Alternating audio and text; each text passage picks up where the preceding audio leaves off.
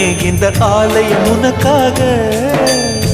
வானில் ஒரு புயல் மழை வந்தால் அழகே என்னை எங்கனம் காப்பாய். கண்ணே உன்னை என் கண்ணில் வைத்து இமைகள் எனும் கதவுகள் அடைப்பேன். சத்தியமாகுமா? நான் சத்தியம் செய்யவா? தொடு தொடவெனவே வானவில் என்னை தூரத்தில் அழைக்கின்ற நேரம்.